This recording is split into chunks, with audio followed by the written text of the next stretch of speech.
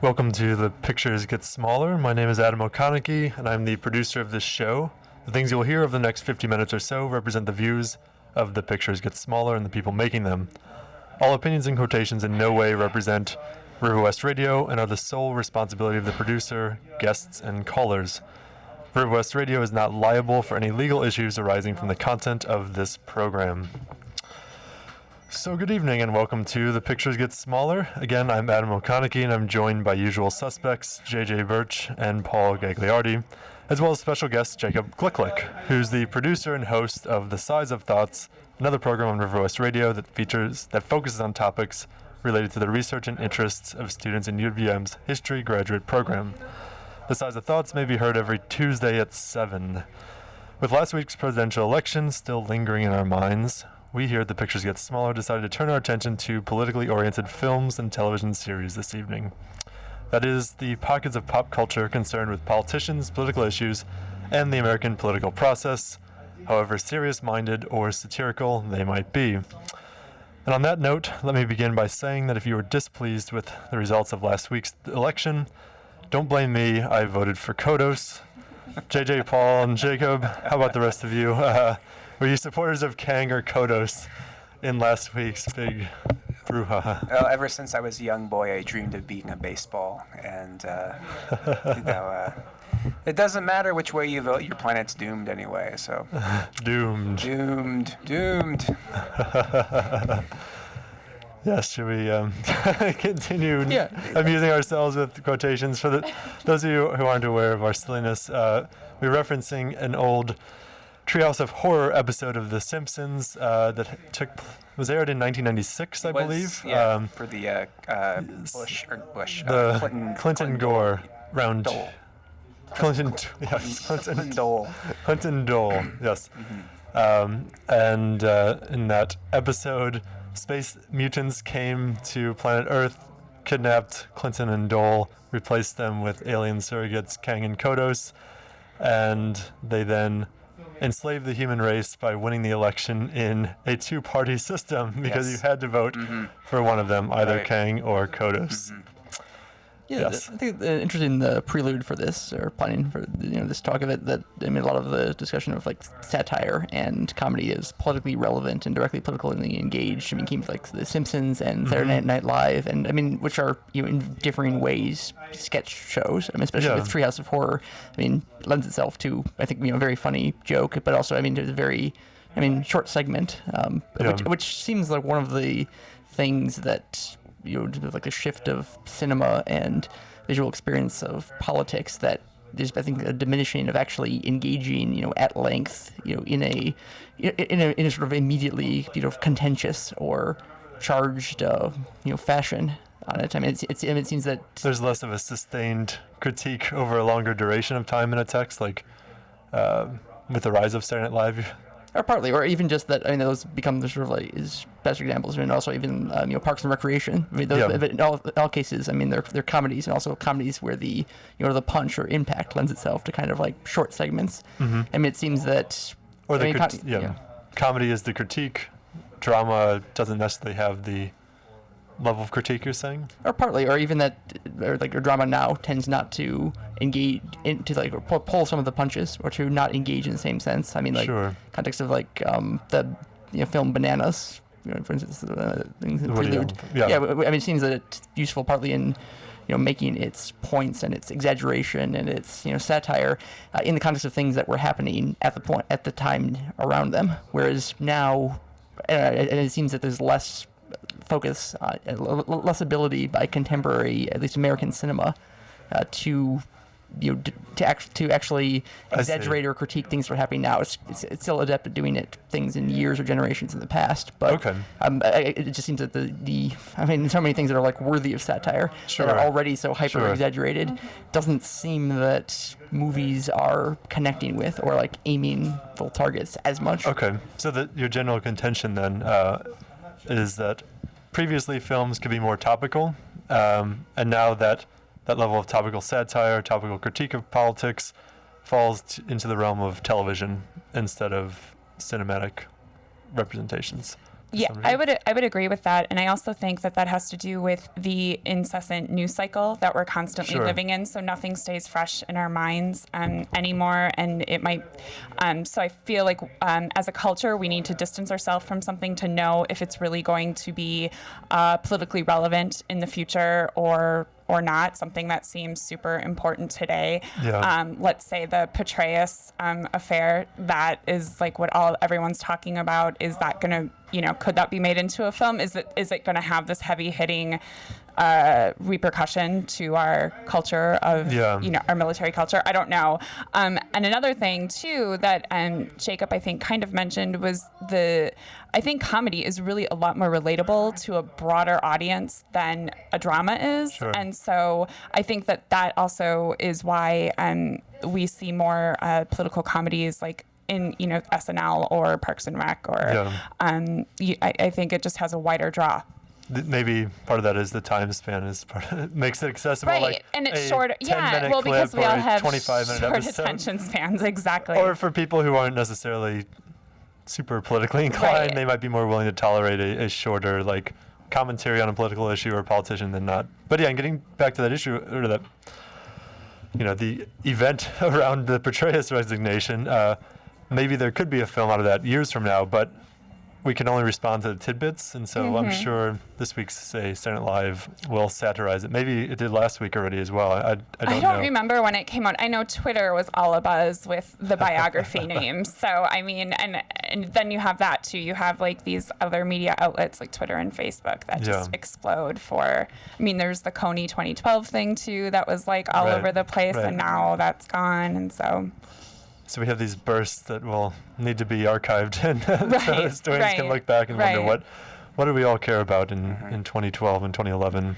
I think South Park too has the ability to turn over a show in a week, and the famous example is the 2000 election. They basically did a long parody of, I think it was a class election that Flora couldn't decide whether or not to go one for Stan's brother or something. But Sure.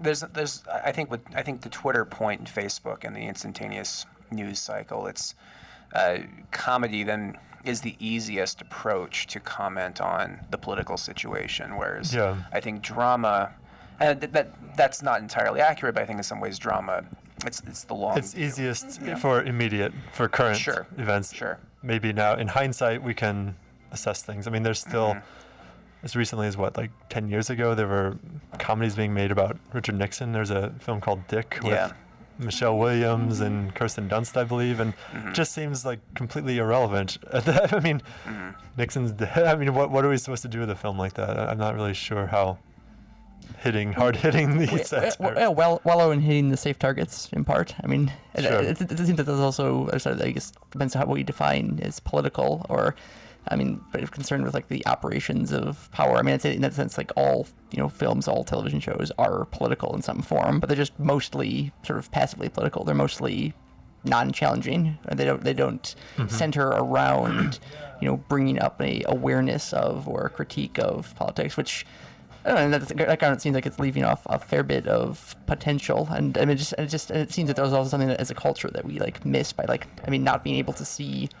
I mean, even with very few exceptions.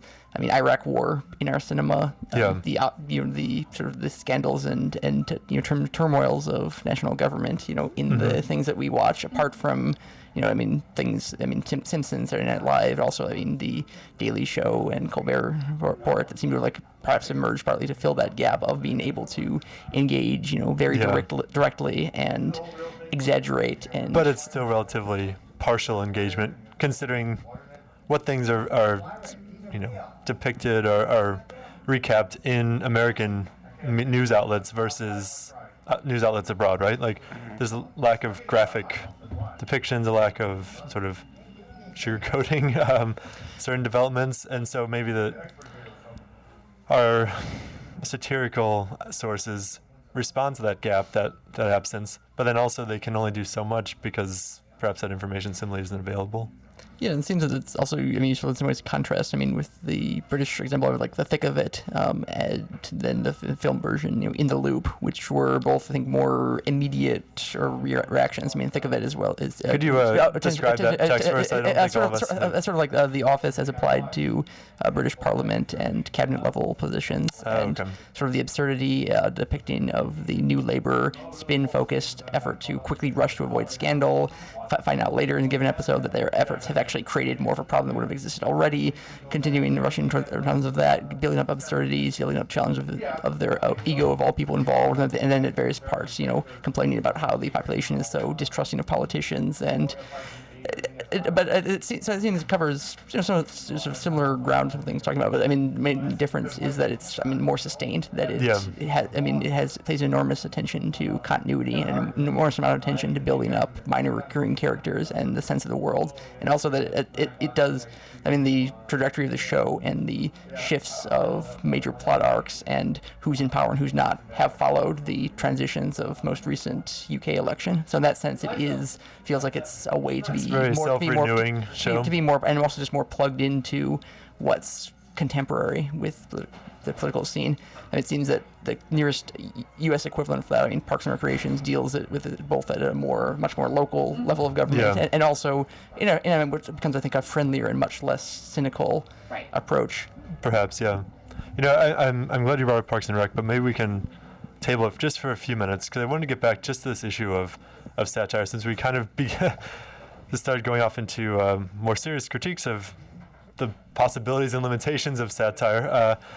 And I guess I'm interested in our own experiences with satire in relation to personal political consciousness, I suppose. I know from myself, thinking back, it probably was 1992 or so, when I was 10 years old, that Saturday Night Live, and in particular Dana Carvey's depiction of George Bush Sr. and Ross Perot, kind of created a sense of reality about who these people were, instead of just being names that I heard in the background. And so strangely, the satirical television program became my awakening kind of to what politics were, what was going on, who these people were, and what they believed. So I'm curious if any of you had similar experiences, if this seems to be like a valid way for young people to gain some, or it's a valid way to make politics accessible for people, particularly young people who may not know things otherwise. So.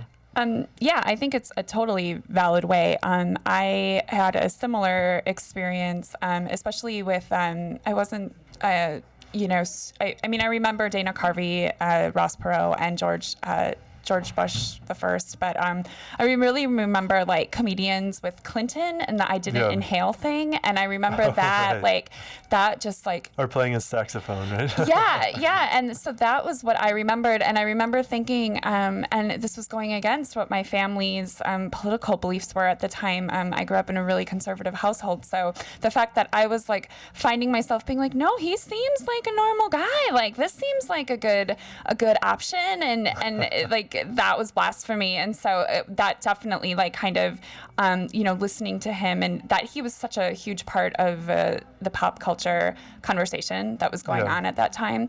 And another thing, especially with Saturday Night Live, watching old episodes, because I'm a total SNL nerd, like it's really fascinating to see their take on old presidents and political things, and it really like it brings things back that have been forgotten, or makes super interesting comments on things that were going on at the time, like similar to now, that were probably like headlining in the news cycle and then have quickly been forgotten for whatever reason.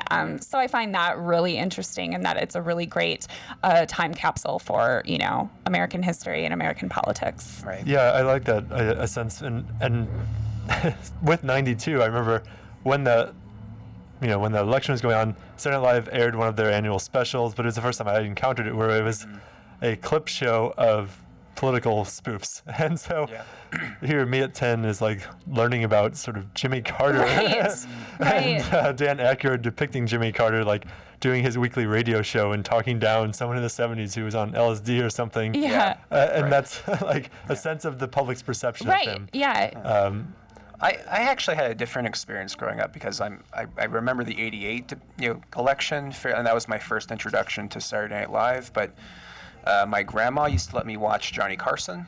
Yeah. So growing up, I had an understanding of like the political Iran-Contra, and maybe actually it was Iran-Contra was the first.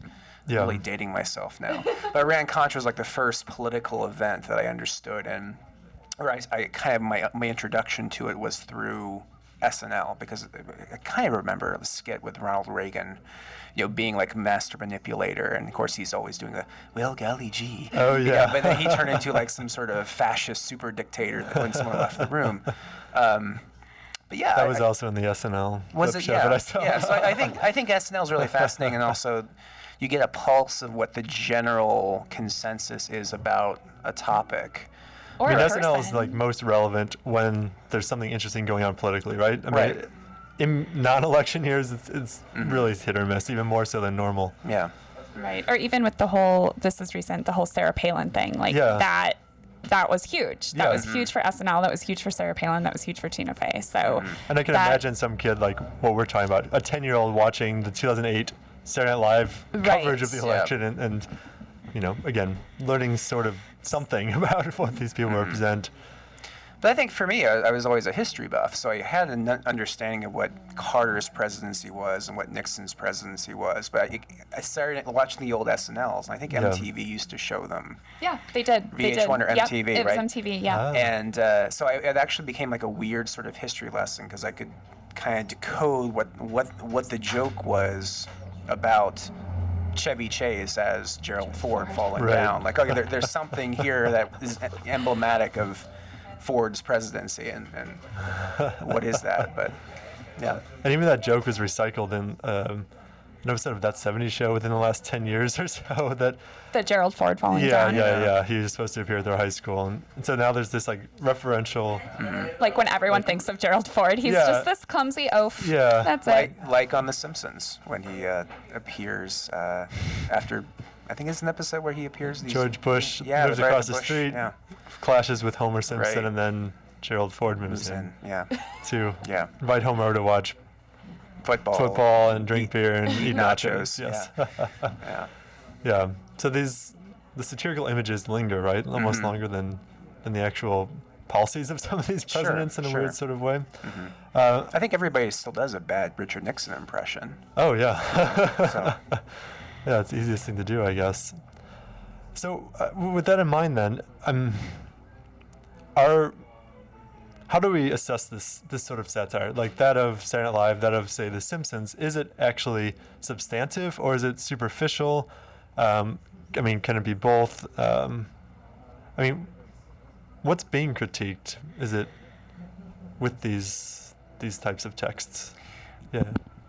I mean, Or is it just safe satire, the term that Jacob has offered us? My general reaction is, like in the case of Palin, it's still fairly safe satire. I Yeah. mean, and Palin's maybe actually the exception, because with Tina Fey's impersonation of her, it's really discrediting her her legitimacy as a candidate. Right. Right. But I think for the most part, SNL is. And even The Simpsons, right? I think to a certain extent they're playing it safe, right? They're not really moving. They're not really challenging sort of predominant cultural senses of who is Bill Clinton. Yeah. I mean, I think SNL was doing marijuana jokes about Bill Clinton until like 1999. Yeah, I mean, Norm Right. Macdonald, come on, he would Yeah, sure. And even so I think I'm not really sure it's the same. It's not like satire with an ideological purpose. It's Sure. yeah. It's image related more than Yeah. policy related. Yeah, or more parody than it is really satire. Yeah. And even in some aspects of image related, I mean, I think in some sense it doesn't go as far as it could, whether from a desire to like not, in terms of offend potential audience, too much, or even just because, I mean, televised comedy can be more prone to repetition and very safe institutional practices, even more than most forms of very long-running media. Yeah. And I think I reminded George Orwell's claim of it that sort of comedy was like the one genre that had kind of a fairly inherently political slant, because it tended to be more left-wing, because the funnier jokes are those that weren't restrained, that were willing to mock everyone, and particularly those with power and authority. Yeah. But in that, I mean, it seems that, well, are comfortable like laughing at in terms of people that view of having power.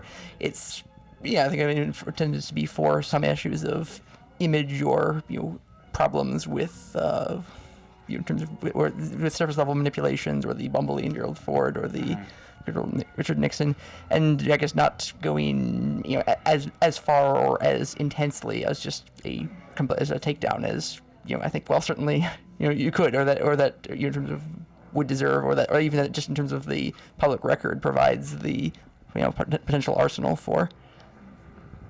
Yeah. I think contrasting in some cases it's like Dr. Strangelove, which for instance, I mean, just in terms of like, that's, I mean, I think extremely funny, but also, I mean, just quite brutal in the demolishing of assumptions of the era, and including assumptions that were, of the time and continued to be. I mean, it didn't.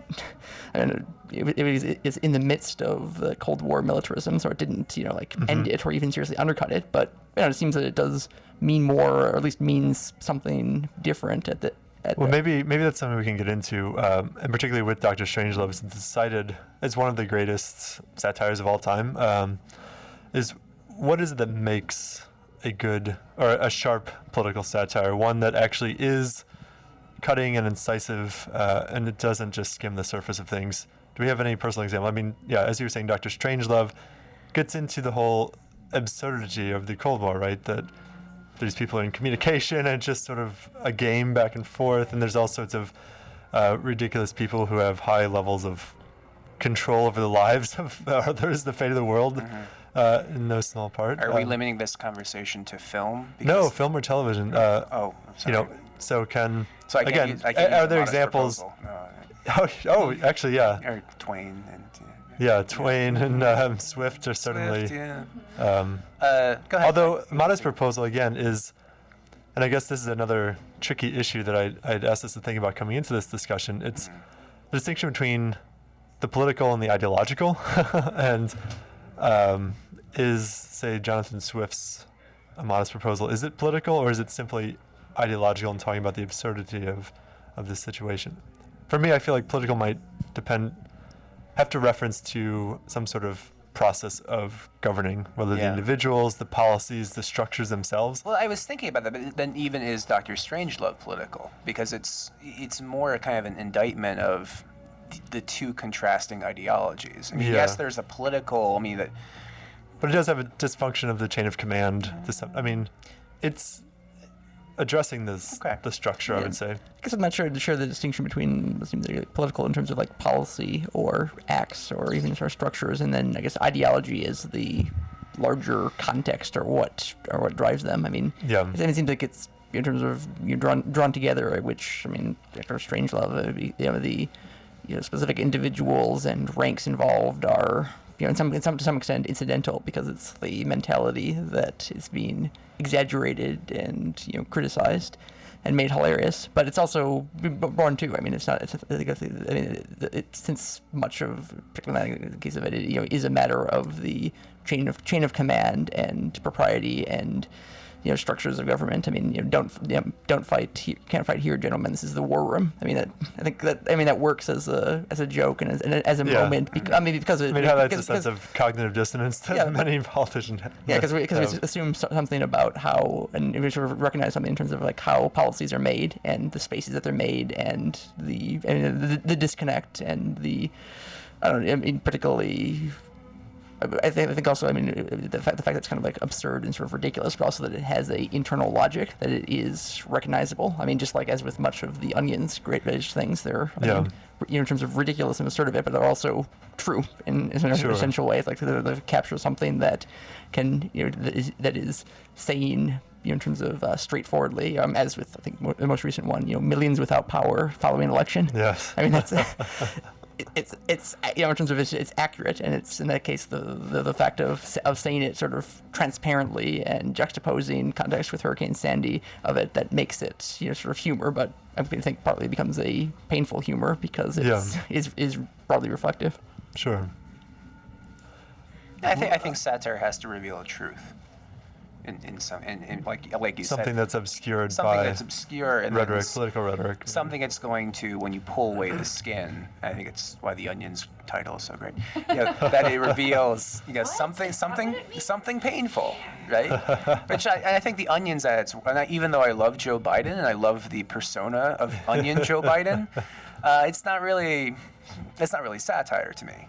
But when you have like the Millions Without Power following election, or this is the one I saw today, Millions made aware that Afghanistan war is going on because of Petraeus scandal. I mean, that's actually, that's fairly, that's revealing something inherently wrong with, Well, and I think that like the Onion stuff works on so many levels. One of my favorite headlines was after the 2008 or right before election, Black man asks nation for change, which is so perfect because A, it's true, B, we clearly have a race issue here and a home. I mean, it was just, like you said, like so many levels, it's still in my mind, like, and I think that you're right, like that's what true satire is. And personally for me, I can't think of a film that really is just like so, like, aside maybe from Dr. Strangelove, I personally don't think it's that funny. I know that's horrible, but it's not one of my favorite films. But I can't think of a film that really like cuts the way like The Onion does, for me. Yeah. I don't.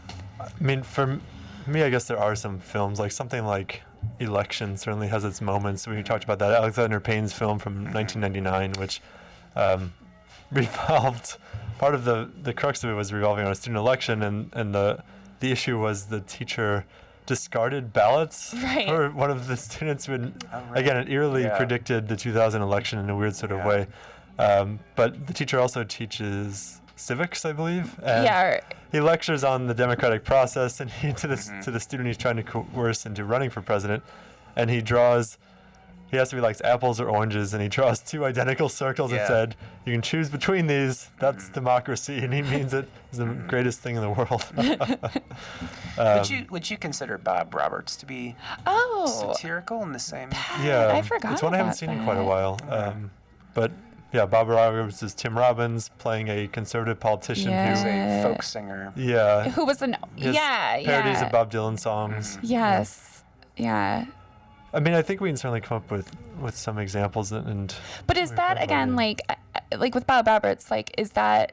I mean, we know Tim Robbins' political affiliations, so is that? But I feel like films tend to walk that middle line, so that movie is more about just this character rather than the actual political process of like, Republicans are bad and they're cheaters. Yeah, it's sort of like the character's a bad guy, and there's not really. It's not a comment so much on. I don't know. It individualizes something that might be systemic, like in reality. I think too. I mean, if I remember correctly, at a certain point in the film, it becomes very serious. It no longer has a sort of. I haven't seen it in a while, but that could be true. So. Mm-hmm. Sorry. Yeah. Or what about? I think I've named it before, but the in terms of In the Loop, I think covers some similar rounds. I mean, partly sense of the just intensity in which it's prepared to depict virtually all the figures involved in the lead up into Iraq War. Is In the Loop, I'm sorry to interrupt you, but I'm not familiar with that. So is it a television show or is it a film? Film, but it was based off the thick of it. Is that a television show? Yes, the British Parliament. It's a BBC television show? Correct. Okay. Yeah. So, I also seen Burn After Reading.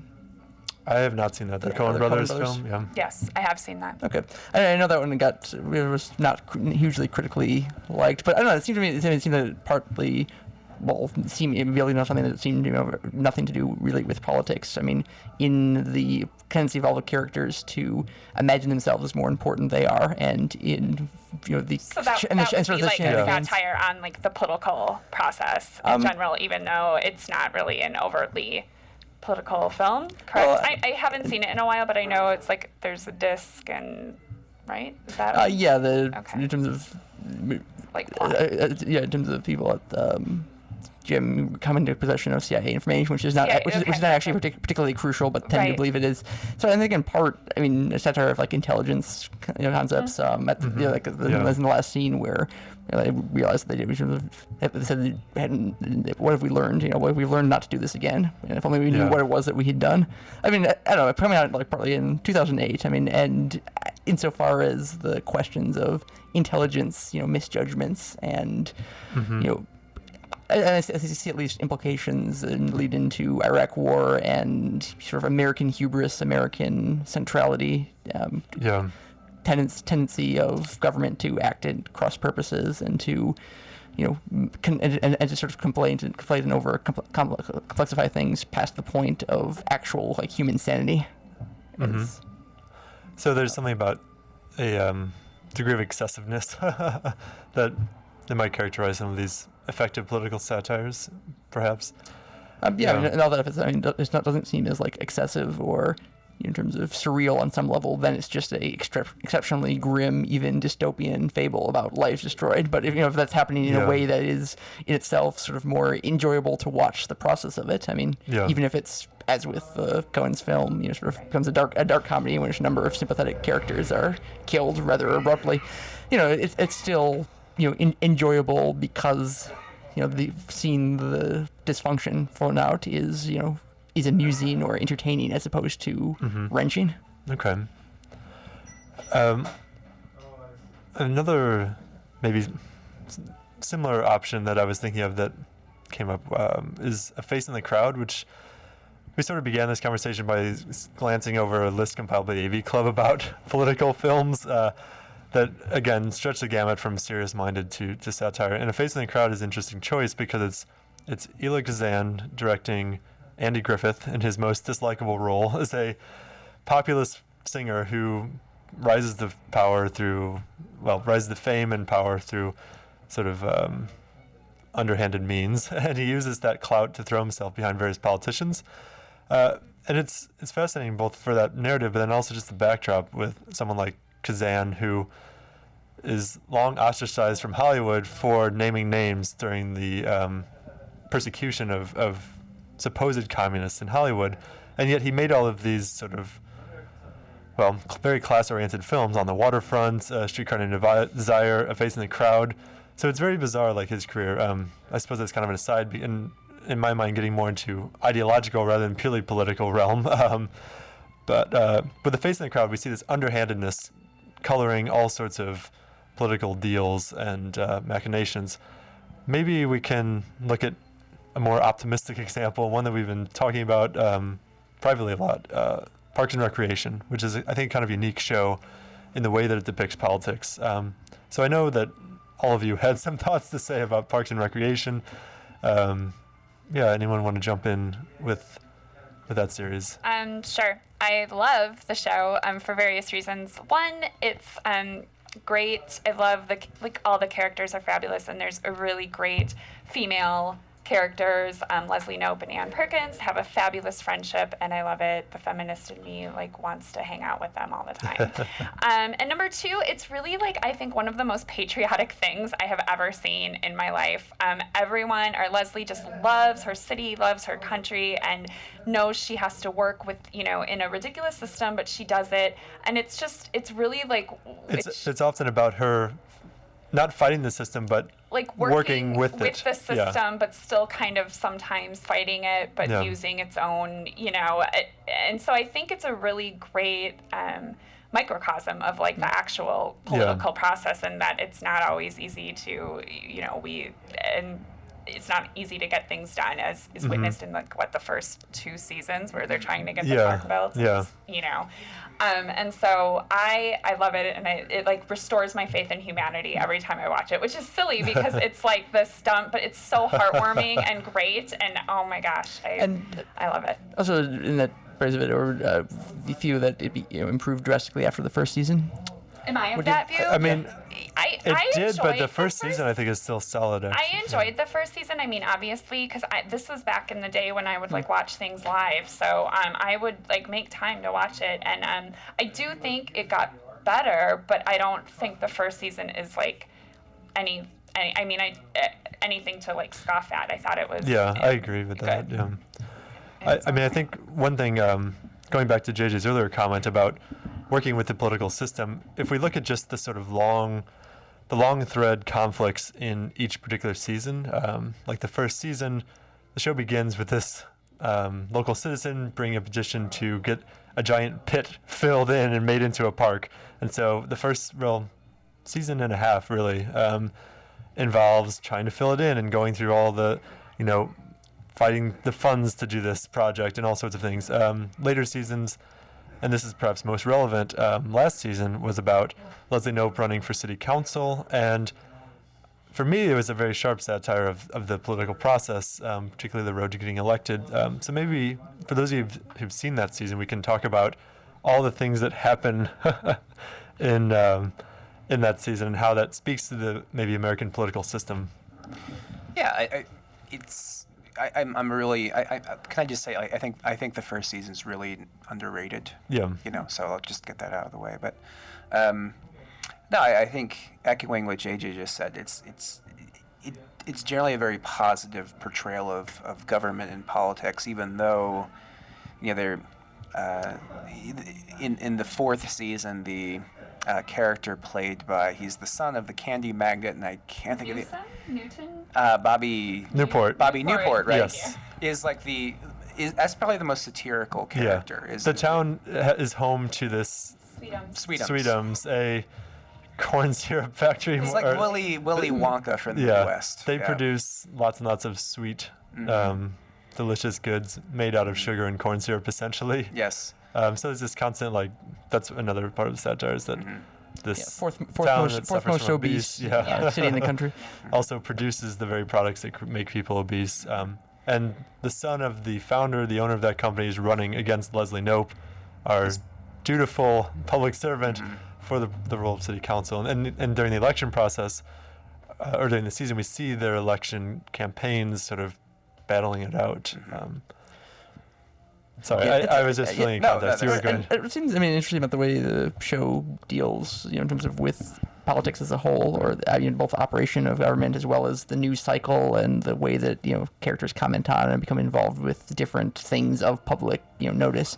In part, it seems it has a lot of, I think, a distrust of the citizenry of Pawnee. Whenever it's actually shown in terms of democratic participation, in terms of as council meetings, it's only seen as like slightly more rational than similar scenes from The Simpsons. It becomes the very sort of erratic, rational crowd, or people with, in terms of own grievances to grind that come in.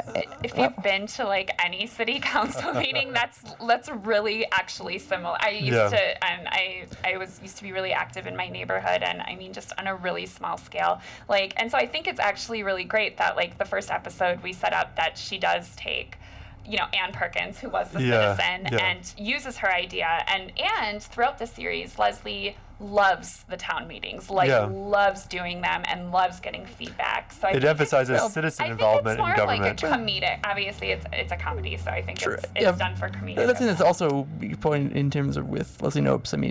You're neurotic, or just over preparation and optimism, which becomes seen as sort of irrational, but at the same time, it infects other people, even though and has other people want her to succeed. But in all that, it seems that it's not.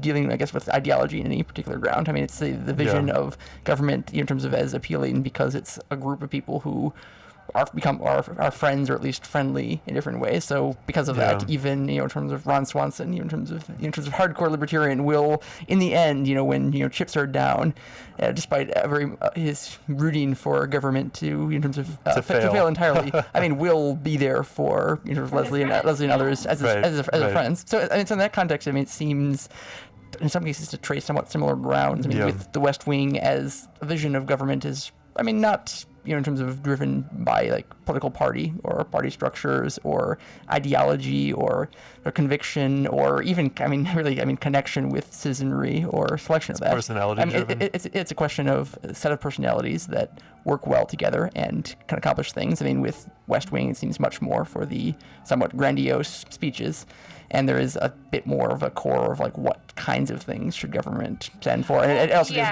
with larger issues. Doesn't even disclose political parties at all. Except for libertarian. Right. Well, because Ron Swanson is against all government, but in Leslie's office, it's full of Republican women and Democratic women and Larry Bird, and so I know that the West Wing is a super duper liberal, Democratic president, Democratic, and their agenda was on the West Wing, as from what I remember, ridiculously liberal, because I was like, I wish he was our real president. It will never happen. Although the same token, it seems that there was times of it, particularly in some of more mid and later seasons, where it was a matter of actually in this case of it, these people are sort of like such good communicators, they will cross the aisle, that they can bring in other issues, and it seems I think. There's differing paces, differing scales of the ambition that we're dealing with, and Parks and Recreation is much more in terms of the, entertaining quirkiness of small town life and policies and challenges that need to react to and attempt to avoid. But in both, it sounds like both cases, that actual politics and the, in the sense of real alternatives or things beyond the group of people immediately involved. It could call it, in some cases workplace comedy ultimately. To some degree. And the fact that the workplace. But it's reminding us that government is work, which, at least on a certain scale, it certainly is, and that's something that we don't really see. We see some public servants demonized, right? We say there's not a need for them, and then we see Leslie doing all of this intensive work throughout the show, which is affirming the need for these figures and the need for, sustaining a certain size of government, which is ideological, I would say. Well, in part though, but it's within that, it's the notion of the government or and the public as just a. In terms of as a very private environment, even to the extent that it is sort of the circle of people that when there are changes in terms of who's involved with government, that also becomes impact on the show through a change in who they have friendships with, who they have romantic relationships with, and it's in part. I think very very very good show, very just consistently amusing, a lot of interesting things. I agree that particularly in the female relationships, it seems that there's a genuine commitment to making both some overt speechifying and feminism, but also just in terms of the friendship between female characters as central. But I don't know. It's a show that's doing many things. It's not. Yeah. That's why it's a great show, because it is complicated and there's lots of ways we can read it or analyze it or break it down. But also but as a depiction of the function of government or problems or the or interactions of citizenry to it. I think it seems like it's closer to Gilmore Girls than The Wire, if I had to make sort of generalization in terms of view that this, because the focus becomes on the quirkiness and on the kind of the sort of spectacle involved, and more intensely on the sort of select people that work in government and interact and among them and socialize among themselves. But that, I don't know, it seems like it becomes distant from. That's the nature of a sitcom is you can't really have a large cast. You have to focus on a few people, so the outsiders are invariably either underwritten or caricatures or just grotesques to some degree. But perhaps for the last 10 minutes of our show here, we had intended to get into some darker subject matter, some serious-minded political shows or films. You mentioned The Wire. You mentioned the way that, say, The West Wing is something that's maybe idealistic to a fault. And then there's the Newsroom that does the Aaron Sorkin's same thing with the benefit of hindsight to people. He's all about idealizing certain institutions. But I guess I'm curious, with film and politics, I mean, we always think of the 70s as a great era for film, and in particular, a great era for political films. They're very dark, very conspiratorial. So moving into this topic, just, I mean, unfortunately, we just have a couple minutes here. But what are some things that political films do that are distinct from some of these satirical shows or serious shows that we've been discussing? What benefits, what limitations those some films might have? And again, I know some of you had examples like the Marx Brothers and Duck Soup or something, but like for me, I think political films, like you mentioned, for the majority are either completely over the top and zany. So you have the like average Joe deciding the election, or you have the average Joe who accidentally gets elected and he's going to make a change, and he does, which never happens. And then you have the political thriller, which is like spies and espionage and conspiracy. And so I wish, and I don't know, maybe I'm just not thinking of like maybe I just haven't seen, enough political movies that kind of just are in between that. Sure. I think like An American President, is that I think I mentioned, I think that one might kind of be, but even there, I think there was scandal because he was dating somebody, whatever.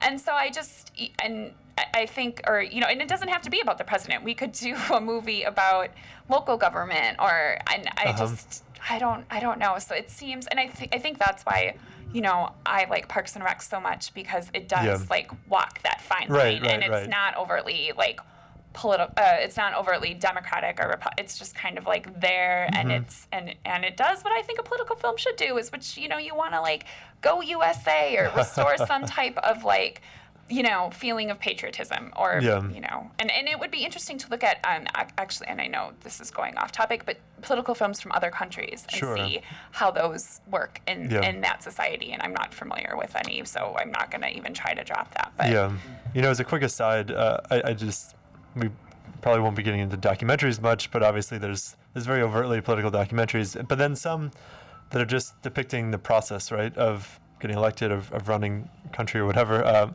So like Primary, the classic documentary from the 60s when John Kennedy was trying to win the Democratic nomination, is really just great process-oriented documentary. And the same, which I haven't seen it, but I believe it's the same way as The War Room, I think. It's a recent film about Bill Clinton's election run in 92. Yeah, and that was just released. The Democratic primaries in 92. Yeah. So we get these films about what it takes to get to the point where even making sort of ideological decisions, you're just doing these political steps, right? And a fictionalized version, but I mean, it seems to have a similar theme. The Candidate from early 70s, which seems it becomes like cynical up to a point. But is that Robert Redford in The Candidate? Yes. Okay.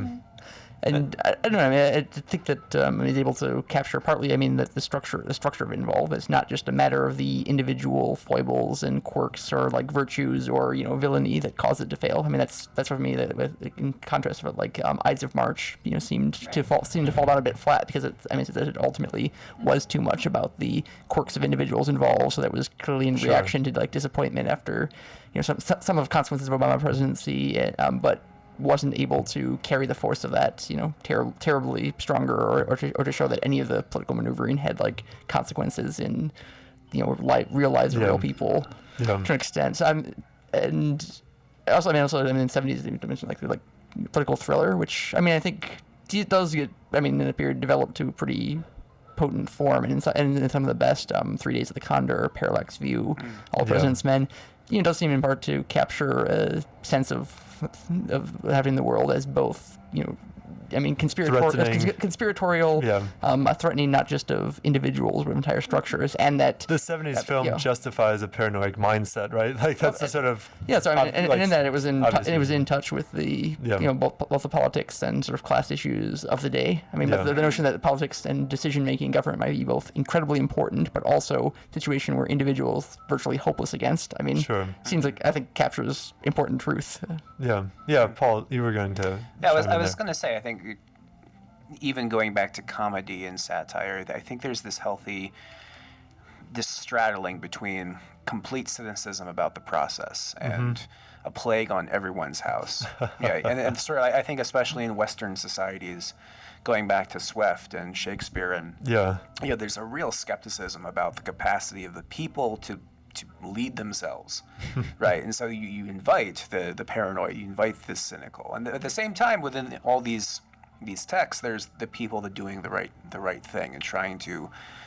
I think it's something like Mr. Smith Goes to Washington. Right. We haven't brought up Frank Capra. It's the process is dirty and disgusting and the backhanded deals, and yet he is the angelic, figure coming to save the day. I found that an interesting film because on the one hand, I mean, it has like such sort of like optimistic, idealistic, Pollyanna even notion of of resolving situations, but at the same time, I mean, it does carry, like incredible amount of like cynicism about the open trade always a dark underbelly to democracy. Capra, right? As we know from. No, and that's why I think it like works so well because I totally forgot about that movie, so thanks for bringing it up, Paul.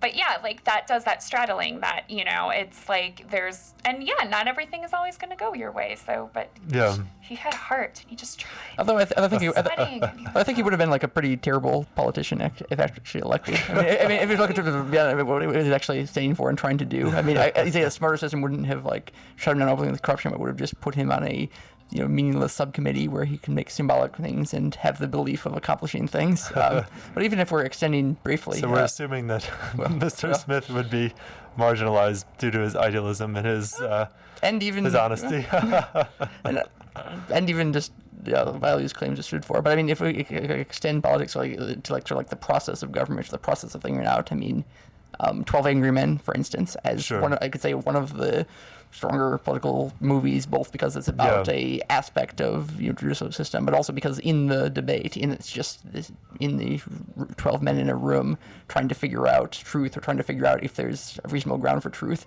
brings in a lot of questions of law enforcement, of race, of class, of how people perceive the world and make judgments on it. So Sidney Lumet is probably someone who we might say is like just a political director in general. I mean, Dog Day Afternoon, Network, some of these films certainly have those related undercurrents of politics, if not overtly so.